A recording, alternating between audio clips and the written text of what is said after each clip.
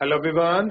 आप सब कैसे हैं? मैं उम्मीद करता हूं कि बहुत अच्छे होंगे और अपनी पढ़ाई को बहुत अच्छे से कर रहे होंगे। मैं Akash Kumar वडाना ICT virtual classroom में आपका बहुत बहुत स्वागत करता हूं मेरे प्यारे बच्चों। जैसा आपको पता है मेरे प्यारे बच्चों, बेसिकली हमारी आपका जो है 10th क्लास है और 10th क्लास में हम लोग देख रहे हैं पॉलिटिकल साइंस, और पॉलिटिकल साइंस में चैप्टर नंबर 3 चल रहा है जाति, धर्म और लैंगिक मसले। तो हम सबसे पहले हमने चैप्टर का परिचय पढ़ा। परिचय पढ़ने के बाद लैंगिक मसलों में हमने देखा निजी और सार्वजनिक विभाजन देखा था। हमने हमने देखा था महिला और पुरुष के बीच कैसे आपका डिफरेंसेस किए जाते हैं, कैसे भेदभाव को लेकर चीजें हैं, उनको हमने इसमें देख लिया था। वोट डालने से लेकर मैंने बहुत सारी चीजों को इसमें बताया और समझाया था, खासकर चीजों को काम करने को लेकर। तो इसमें काफी कुछ जो था हम आपका देख चुके थे। आज हमें थोड़ा सा इसमें आगे बढ़ना है और हमने देखा कि हम चाह रहे थे कि भारत में महिलाओं का जो है अधिकार बढ़े, सशक्तिकरण बढ़े। अगर हम सब चीजों की बात करते हैं, लेकिन जैसे ही हम राजनीति में महिलाओं के बाप के बढ़ावे की बात करते हैं तो सब वहां आकर चुप हो जाते हैं। और चुप होने के बहुत सारे कारण हमको दिखाई देते हैं, रीजन हमको बहुत सारे चमकते हैं। तो उन्हीं सभी कारणों और रीजन में समझ के आया, क्योंकि अगर हम महिलाओं को चाहते हैं कि वो आपका पुरुषों के बराबर चले तो उनको आर्थिक के अधिकार, उनको सामाजिक, आर्थिक और राजनीतिक अधिकार आपके प्रदान कराने होंगे। जब हम उनको सामाजिक आर्थिक आधार जो है हम उनको प्रदान कराएंगे तो ही क्या होगा, ये सब कुछ हो सकता है। तभी क्या होगा, तभी जो है इन सब पर ये सारी चीजें होंगी और आप इनको अच्छे से देख सकते हैं और महसूस भी कर सकते हैं। क्लियर है? तो इन सब चीजों को हम लोग देख लिए अच्छे से, बात भी कर ली। अब हम आगे बढ़ते हैं और आगे बढ़ के आपका इसमें देखते हैं। ठीक, लैंगिक विभाजन इस बात की एक मिसाल है कि कुछ खास किस्म के सामाजिक विभाजन को राजनीतिक रूप देना जरूरी है। इससे पहले भी पता है कि जब सामाजिक विभाजन एक राजनीतिक मुद्दा बन जाता है तो वंचित समूहों को किस तरह लाभ होता है। क्या आपको लगता है कि अगर महिला से भेदभाव व्यवहार के मामले में राजनीतिक ना उठ पाए तो उन पर लाभ पाना आपका संभव नहीं है? क्या है, उनको लाभ पाना आपका संभव नहीं। ठीक है ना? ये आप देखिए कि महिला आरक्षण विधेयक बिल पास क्यों नहीं हो पाया। तो ये इन सब चीजों पर हम लोग बात करेंगे। आइए सबसे पहले आगे बढ़ते हैं, चैप्टर को देखते हैं कि अब बात करेंगे हम धर्म और सांप्रदायिक और राजनीति।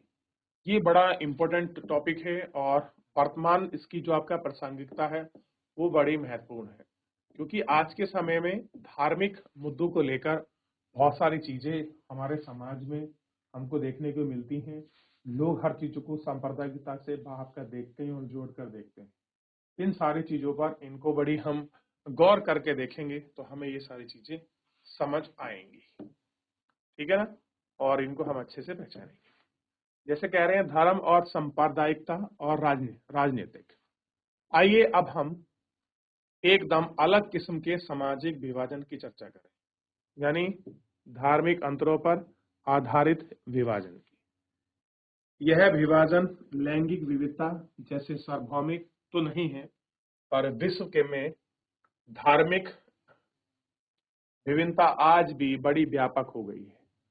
भारत समेत अनेक देशों में अलग अलग धर्म को मानने वाले लोग रहते हैं। जैसा कि आप उत्तरी आयरलैंड मामले में देख सकते हैं, लोग एक धर्म को मानने वाले हैं लेकिन उनकी पूजा पद्धति और मान्यता अलग अलग, तब और गंभीर मतभेद पैदा हो जाते हैं जब लैंगिक विभाजन के विपरीत धार्मिक विभाजन अक्सर और राजनीतिक मैदान में अभिव्यक्त होता है।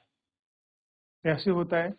जब आप लैंगिक विभाजन करेंगे और वो धर्म के आधार पर हो तो वो क्या होता है, राजनीतिक मैदान में खुलकर अभिव्यक्त माने होता है, लोगों के सामने आएगा। तो अभिव्यक्त होता है, वो लोगों के सामने आता है और वो हमको दिखता है और बहुत सारी चीजें क्या होती हैं उससे आपका अभिव्यक्त होती है। ठीक, जरा इन बातों पर गौर कीजिए। गांधी जी कहा करते थे कि धर्म को कभी भी राजनीति से अलग नहीं किया जा सकता। अब ये बात गांधी जी ने खुद बोली है कि आप धर्म को कभी भी राजनीति से अलग नहीं कर सकते। धर्म और राजनीति बराबर पैरेलल चलती है और लोग हमेशा कंपेयर करते हैं इन चीजों को लेकर। ठीक, धर्म से उसका मतलब हिंदू या इस्लाम जैसे धर्म से ना होकर नैतिक मूल्य से था। अब गांधी जी क्या कह रहे हैं, यहाँ मतलब हिंदू और मुसलमान धर्म से ना होकर किससे था, नैतिक मूल्यों से था। सभी धर्म से जुड़े हैं, उनका मानना है कि राजनैतिक द्वारा स्थापित मूल्यों से निर्देशित होना चाहिए। कैसा होना चाहिए, इन सब चीजों से आपका निर्देशित ये सारी चीजें होनी चाहिए। अगर आप उनको देखोगे वो कैसे निर्देश करते हैं, क्या डायरेक्शन हैं, उन चीजों पर हम बात कर रहे हैं। अपने देश के मानव अधिकार समूह का कहना है कि किस देश में सांप्रदायिक दंगे मरने वाले ज्यादातर लोग अल्पसंख्यक हैं।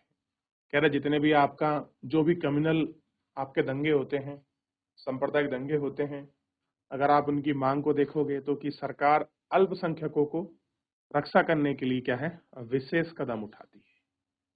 महिला आंदोलन का कहना है कि सभी धर्मों में वर्णित आपका पारिवारिक कानून महिलाओं से भेदभाव करता है। कह रहे कोई भी कानून हो वो आपका जो महिला है वो पारिवारिक कानून महिलाओं के साथ क्या करता है, भेदभाव करता है। ठीक, इन आंदोलनों की मांग कि सरकार को इन कानूनों को समता मूलक बनाने के लिए उसमें बदलाव करना चाहिए। कैसा हो, समता मूलक हो और उसमें आपका बदलाव करना चाहिए। ये सभी मामलों में धर्म और राजनीति से जुड़े हैं। कह रहे हैं जितने भी ये मुद्दे हैं किससे जुड़े हैं, धर्म और राजनीति से जुड़े हैं। पर बहुत गलत या आपके खतरनाक भी नहीं लगते हैं। विभिन्न धर्मों से निकलने वाले विचार, आदर्श, आपका मूल्य, आपका विभिन्न धर्मों से निकले विचार, आदर्श, मूल राजनीतिक आपका भूमिका निभा सकते हैं। लोगों को एक धार्मिक समुदाय, कैसा है, लोगों को एक आपका धार्मिक समुदाय के तौर पर अपनी जरूरतों के हिसाब से मांगते हैं को राजनीति उठाने का अधिकार होना चाहिए। जो लोग राजनीतिक सत्ता में रहते हैं या धर्म का कामकाज की नजर रखनी चाहिए, और अगर वे किसी के साथ भेदभाव करते हैं या किसी का दमन या सहयोग की भूमिका आपका निभाते हैं, कैसी है, आप किसी का दमन कर रहे हैं या कोई आप सहयोग की भूमिका निभा रहे हैं तो इसे रोका जाना चाहिए। अगर शासन सभी धर्मों के साथ एक समान बर्ताव करता है तो उसके लिए काम करने में कोई बुराई नहीं। यानी कि कुल मिलाकर किसी भी आधार पर आप में जो आपका विभेद है वो नजर नहीं होना चाहिए। धर्म के आधार पर राजनीति नहीं होनी चाहिए।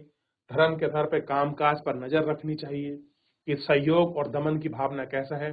कोई धर्म के आधार पर किसी का सहयोग ना करे, कोई धमन के आपका धर्म के आधार पर कोई किसी का क्या है राजनीतिक आपका सहयोगी ना बने। इन सारी चीजों को हमको देखकर चल रहा है, यही सब कह रहे हैं। एक बार देखिए फिर आगे चलिए। तो धर्म के आधार पर विभाजन, सांप्रदायिकता कैसे होती है, कैसे चलती है, क्या काम है उसका, किस तरह से होता है, इन सभी पर हम लोगों को आपका बात करना है और एक एक करके आपको सारी चीजों को देखना है और इन पर हम लोग बात करें। ठीक है, ताकि हम हर चीजों को आपका समझ सकें और सारी चीजों को बहुत अच्छे से आपका देख भी सकें, ताकि हमें ये सारी चीजें हम इनकी जानकारी को पर्याप्त रूप से समझें। अब गांधी जी ने कैसे धर्म को जोड़कर बताया है, क्या मानवताधिकार के लिए है, महिलाओं पर किस कानूनों का वर्णन किया है, ये सब चीजें भी हमको इन्हीं के साथ आपका देखना होगा। क्लियर है, तो हमको ध्यान दीजिए कि धर्म राजनीति के रूप में मिक्स ना हो, उनके आदर्शों के साथ चले। आइए, अगर धर्म की राजनीति है तो क्या होगी, आपका कम्युनल होगा, यानी कि सांप्रदायिकता। आप सांप्रदायिकता को समझते हैं कि सांप्रदायिकता आखिर है क्या। समस्या तब शुरू होती है जब धर्म को राष्ट्र का आधार मान लिया जाता है। पिछले अध्याय में आप उत्तरी आयरलैंड का उदाहरण राष्ट्रवाद की ऐसी अवधारणा से जुड़े खतरों को दिखाते हैं। समस्या तब और विकल हो जाती है जब राजनीति में धर्म की अभिव्यक्ति एक समुदाय की विशेषता के दावे और पक्ष के रूप में पोषण करती है। यानी कि राजनीति क्या होगी, तब ज्यादा खतरनाक हो जाएगी जब किसी की अभिव्यक्ति होगी और किसी समुदाय आपका विशेष के दावे और पक्ष पोषण के रूप में होती है। आप किसी पक्ष विशेष को लेकर ही आपके चीजें हों, उससे जुड़ी चीजों की आप बात करें और एक ही पक्ष को खास बढ़ावा मिले, एक ही पक्ष पर आप प्रॉपर ध्यान दें, ठीक। तो ये चीजें, या एक ही पक्ष को आप ज्यादा यूनिक मानकर चलें, ज्यादा महत्व दें, तब ये चीजें होती हैं। तथा इसके अनुयायी दूसरे धर्मावलंबियों के खिलाफ मोर्चा खोलने में लगे। ऐसा तब होता है जब एक धर्म के विचारों और दूसरे धर्म से श्रेष्ठ मान लिया जाता है। होता कब है? एक एक धर्म का दमन कब होगा? वो तब होता है जब आप एक किसी धर्म को श्रेष्ठ मानकर दूसरे को श्रेष्ठ नहीं मानते। ये तो कह रहा है जब एक धर्म के विचार दूसरे धर्म को श्रेष्ठ माने जाने लगते हैं और कोई एक धार्मिक समूह अपनी मांग दूसरे समूह को विरोध में अड़ने लगता है। क्या होता है? दूसरा समूह क्या होता है? उस विरोध की मांग में अड़ जाए। तो इससे क्या होता है? प्रतिक्रिया में जब राज्य अपनी सत्ता का इस्तेमाल करता है, किसी एक धर्म के पक्ष में करने लगता है। होता क्या है कि राज्य है, राज्य मतलब उस समय कोई भी आपकी विधायिका का मतलब भी है राज्य से हो सकता है। जो भी वहां आपका रूलिंग होगा वो इस्तेमाल क्या करेगा? किसी धर्म के पक्ष में अपनी चीजों को रखेगा, ठीक। और इस स्थिति में आपका विकट होने लगेगी और राजनीतिक से धर्म इस तरह जोड़ना ही सांप्रदायिकता है। जब हम धर्म को राजनीति से जोड़ देते हैं तो यही आपका क्या बन जाती है? यही आपकी सांप्रदायिकता बन जाती है। ध्यान रखिए, क्या बन जाती है? यही आपकी सांप्रदायिकता बन जाती है। देख लिया? आगे बढ़े। यानी कि अगर आप किसी चीज को धर्म से जोड़कर देखते हैं तो ही क्या होती है? सांप्रदायिकता। सांप्रदायिकता या सांप्रदायिक राजनीति से इस सोच पर आधारित होती है कि धर्म ही सामाजिक समुदाय का निर्णय करती है। धर्म ही क्या है आपका? सामाजिक समुदाय का निर्णय करती है। तो इस मान्यता के अनुकूल सोचना सांप्रदायिकता है। इस सोच के अनुसार एक खास धर्म में आस्था रखने वाले लोग एक ही समुदाय के होते हैं। उनके मौलिक हित में ही एक जैसी चीजें होती हैं। कैसी होती हैं? एक ही हित में चीजें होती हैं। समुदाय के लोग आपसी मतभेद समुदाय जीवन में कोई अहमियत नहीं रखता। इस सोच में यह बात शामिल है कि अलग अलग धर्म को मानने वाले लोग दूसरे सामाजिक समुदाय का हिस्सा नहीं बन सकते।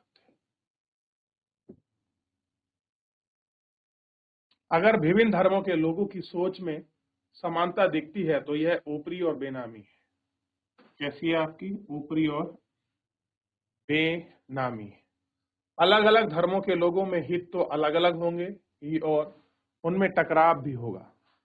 सांप्रदायिकता सोच जब ज्यादा आगे बढ़ेगी उसे यह विचार जोड़ना लगेगा कि दूसरे धर्म के अनुयायी एक ही राष्ट्र में समान नागरिक तौर पर नहीं है। कैसे हैं? इक्वली वो लोग नहीं है। इस मानसिकता के अनुसार एक समुदाय के लोग दूसरे समुदाय से वर्चस्व रहने लगेंगे। यानी कि एक समुदाय दूसरे समुदाय पे अपना वर्चस्व दिखाएगा। कौन सी मानसिकता होगी? कि एक ही राष्ट्र में समान नागरिक के तौर पर नहीं रह सकते। यानी कि एक देश में एक नागरिक रहेगा और कोई नहीं रहेगा। यही मानसिकता पनपती है। जैसे आपका बहुत सारी गल्फ कंट्रियों में ये मानसिकता आ रही है। क्लियर है कि एक ही धर्म है तो एक ही धर्म के लोग रहेंगे, उन्हीं का देश है। तो ऐसी मानसिकता पनप रही है और यही क्या होता है? उनके लिए एक अलग राष्ट्र बनाना होगा और यहाँ से लोग अपने एक अलग राष्ट्र की मांग करते हैं। जैसे 1947 के समय में आप देखते हैं भारत और पाकिस्तान का विभाजन इसी आधार को रखते हुए हुआ था कि एक ही राष्ट्र में एक राष्ट्र है, यानी कि हमारा देश है, ऐसे मानिए, उसमें एक समान नागरिक हों और उनके तौर पर नहीं रह सकते। यानी कि एक समान तौर पर रहिए आप, लेकिन सब एक समान नहीं रह सकते और लोग एक दूसरे पर वर्चस्व दिखाएंगे, कोई किसी का वर्चस्व दिखाएगा और यही वर्चस्वशाली चीजें ही आपका सांप्रदायिकता में धीरे धीरे आपका लोगों का टकराव होगा और यही टकराव आपका सामाजिकता सांप्रदायिकता में बदल जाएगा।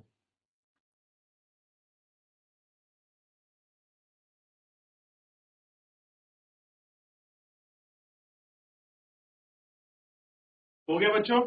समझ आया सांप्रदायिकता क्या है, कैसे एक दूसरे, देखिए मेन तो मैंने आपको समझाया है, जब हमारे विचार, मेन थोड़ी सी लाइन आपको यहां से बदलेगी, जब हमें क्या लगने लगे कि जब एक धर्म के विचार दूसरे धर्म से श्रेष्ठ माने जाने लगे, है नहीं, हो नहीं, लोग माने जाने लगे कि हमारे धर्म के विचार ही श्रेष्ठ हैं।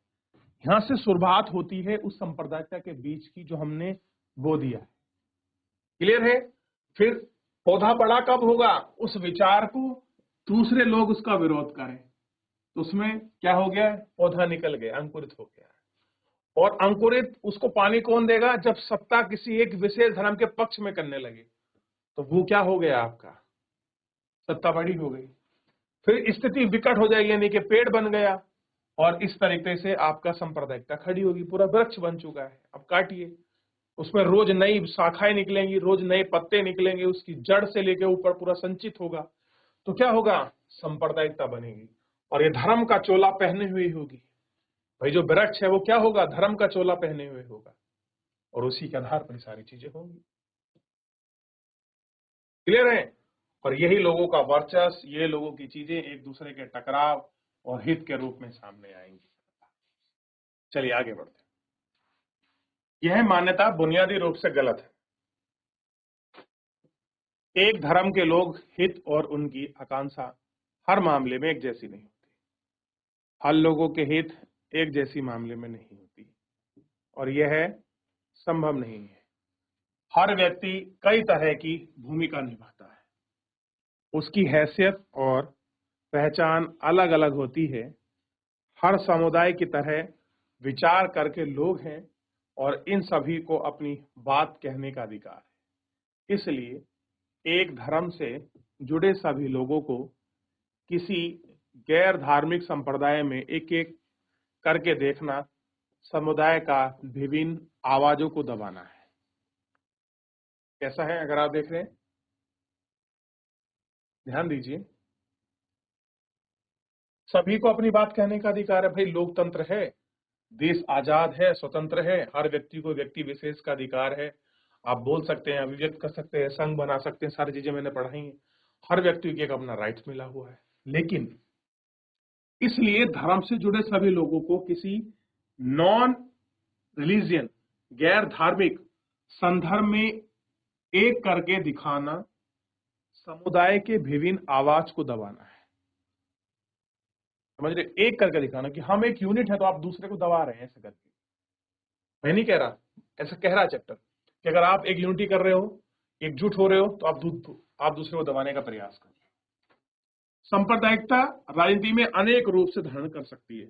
यानी कि राजनीति में सांप्रदायिकता किन किन माध्यम से आती है, वो कौन कौन से माध्यम है, कैसे जुड़ी हुई है, आइए देखते हैं।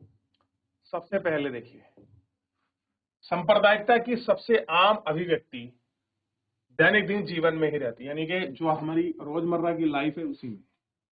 इसमें धार्मिक पूर्वाग्रह, धार्मिक समुदाय के बारे में धारणा बनाई है, एक धर्म को दूसरे धर्म से श्रेष्ठ मानने की मान्यता शामिल है। सबसे बड़ी बात है, एक कोई धर्म है, उस धर्म को दूसरे धर्म से श्रेष्ठ मानना शामिल हो जाए। ये चीजें आम है, और ये बड़े कॉमन रूप में अक्सर हम उन पर ध्यान नहीं देते, जबकि हम हमारे ये अंदर बैठी होती है। कह रहे हैं कि हम इन पर ध्यान ही नहीं देते। श्रेष्ठता, हम अपने आप को श्रेष्ठ मानते हैं, ठीक, और ये रोज हमारे रूप में है। और मेन होती है, हम किसी धर्म की, किसी बात की पूर्वाग्रह से, किसी धारणा। देखिए पूर्वाग्रह क्या होता है, धारणा क्या? आपने किसी के मन में पहले से कोई चीज सोच कर रखी कि सामने वाला व्यक्ति गलत है, चाहे वो कुछ भी कहे, आपने मन बना लिया है, आप पूर्वाग्रहित हैं कि ऐसा होगा, ये लोग ऐसे करते हैं, ये ऐसे हैं, तो ये गलत है। तो आपने पूर्वाग्रह और धारणा बना ली, किसी के प्रति अपना मन और रवैया आपने खड़ा कर लिया है कि ये व्यक्ति ऐसा है और ऐसा ही रहेगा। उसी को हम कहते हैं आपका पूर्वाग्रह और धारणा। क्या कहते हैं? पूर्वाग्रह और धारणा।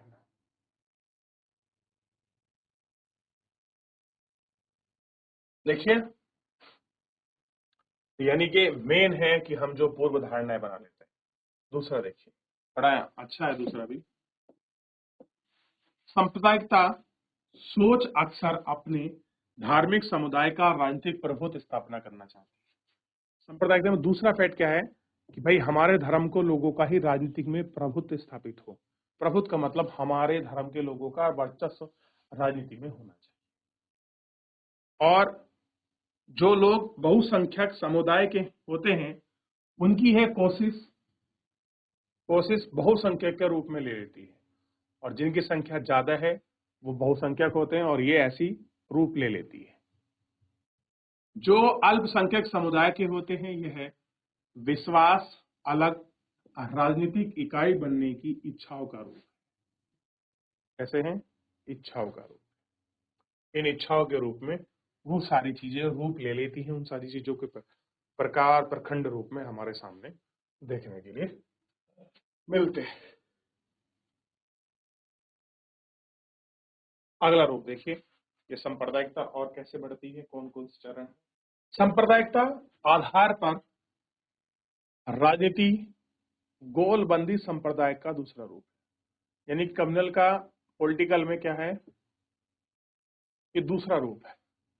इसे धर्म की पवित्रता, धार्मिक गुरुओं की भावना की अपील और अपने ही लोगों के मानने का डर बैठाने जैसे तरीकों का उपयोग बहुत आम है। क्या करते हैं? लोगों को एक गोलबंदी करते हैं, एकजुट करते हैं। जैसे आपने धर्म का प्रतीक पकड़ा दिया कि नहीं यही जाप करो, धर्म गुरु आ जाएंगे, उनकी भावना करेंगे, ऐसा है, ये ऐसा है, हमारा धर्म ऐसा। मैं किसी एक धर्म विशेष की बात नहीं कर रहा, लोग अलग अलग रूप से आएंगे, ठीक है। फिर अपने लोगों के मन में डर बैठाएंगे, ये लोग तुमको मार देंगे अगर तुमने ये नहीं किया, ऐसा नहीं किया, वैसा नहीं किया, ठीक। जैसे तरीकों का उपयोग होगा और बहुत आम है। और चुनावी राजनीति में एक धर्म के मतदाताओं की भावनाओं के हित की बात उठाने जैसे तरीकों में अक्सर अपनाए जाते हैं। कैसे हैं? अपनाई जाती हैं, और ये चीजें आपको दिखेंगी और होती हैं, ठीक। देखिए, तो इस तरीके से आप देख सकते हैं कि कैसे धार्मिक भावनाओं के ये रूप में आपके हमको देखने की मिलती है।